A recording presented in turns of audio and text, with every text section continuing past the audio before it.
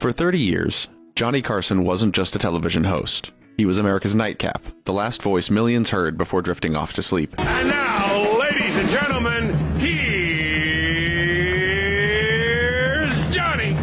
For 3 decades, one man sat behind a desk in Burbank and taught America how to laugh at the end of a long day. Johnny Carson never shouted for attention. He never needed to. He simply sat, raised an eyebrow, waited a beat longer than anyone thought possible, and let the silence do the work a lesser comedian would have rushed to fill. That patience, more than any single joke, is why people still talk about The Tonight Show 4 decades after he first sat down behind that desk. Tonight, we look back at the moments when Carson's comic instincts were at their sharpest, not the polished bits rehearsed a dozen times before airing, but the accidents, the collisions, and the split-second decisions that turned ordinary broadcasts into television history. Some of the greatest comedy in television history was never written down. It happened live, in front of millions of viewers, with no safety net and no second take. One spring evening in the mid-1960s, actor Ed Ames came on the show to promote his role on a popular Western series, and someone on the production staff had the bright idea of letting him show off a skill his character supposedly possessed, throwing a tomahawk. A wooden cutout of a cowboy was wheeled onto the stage. Carson, ever the gracious host, stepped well out of the way and let his guest take aim. What happened next has been replayed so many times that it barely needs description, and yet it never loses its power. Ames wound up, let the tomahawk fly, and watched it sail directly into the one place no performer ever wants to hit a target, square between the legs of the wooden silhouette. For a moment, the studio audience seemed unsure whether they were allowed to laugh. Then the dam broke. Waves of laughter rolled through the room, each one cresting higher than the last, and Carson simply stood there and let it happen. He didn't rush to fill the silence with a joke of his own. He let the audience's own realization build until it reached its peak, and only then did he step forward, glance at the target, and deliver a single line so perfectly understated that it has been quoted in comedy circles ever since.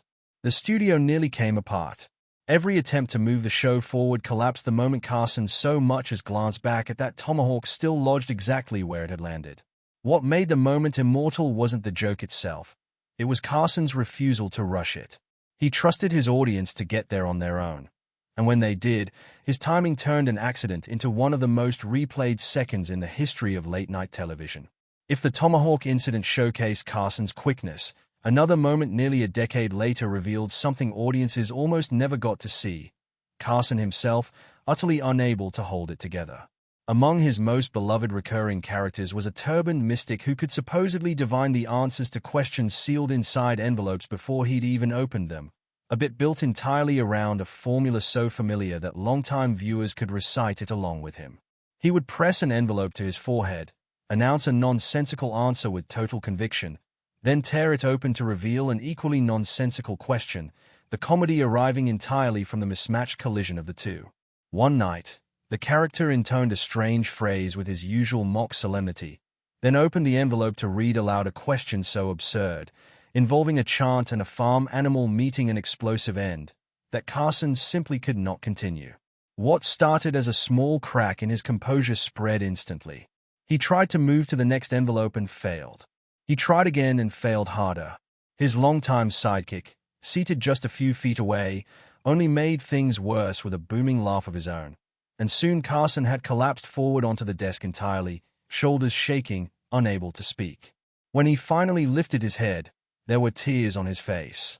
He apologized to the audience, admitted he had no idea why the joke had struck him so hard, and tried to recover his professional composure, only to catch his sidekick's eye and dissolve into laughter all over again.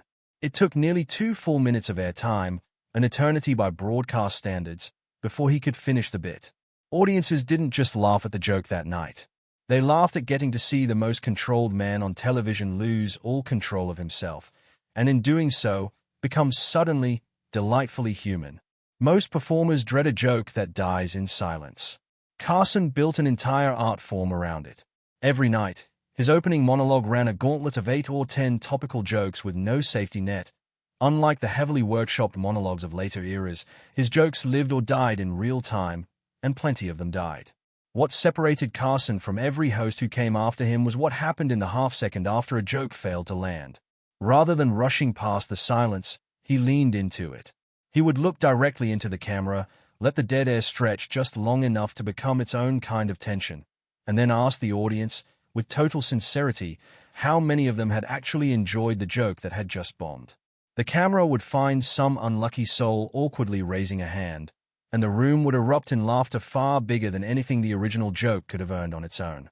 When the failures piled up across a single monologue, Carson had another trick in reserve, a loose, deliberately clumsy shuffle across the stage, performed while humming to himself, a bit of physical comedy so familiar to regular viewers that some of them began rooting for jokes to fail just so they might see it. He turned his own missteps into a running gag the audience felt like they owned alongside him. When a political joke